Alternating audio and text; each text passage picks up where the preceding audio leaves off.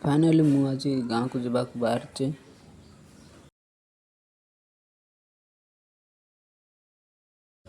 ଭାଇ ମୋତେ ଛକରେ ଛାଡ଼ିବାକୁ ଯାଉଛି।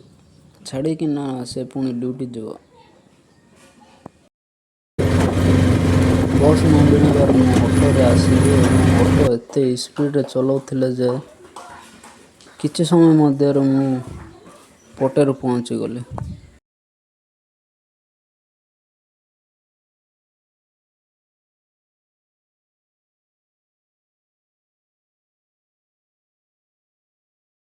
ଏଇଟା ଆମ 66 ଛକ। ଏଇଠୁ ପାଖାପାଖି 3 କିଲୋମିଟର ଗାଁଟି ଦୂର ପଡ଼ୁଛି।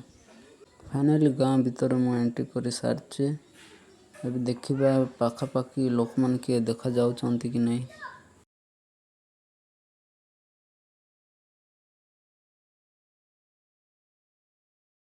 କିଛି ଦୂର ଚାଲିକି ଆସିଲା ପରେ ଆମ ଝାଟୁମାନେ ଏଇଠି ବସିଥିଲେ ଏବଂ ଶୋଉଥିଲେ ଚେୟାର ଉପରେ ଗୋଡ଼ ପକାଇ।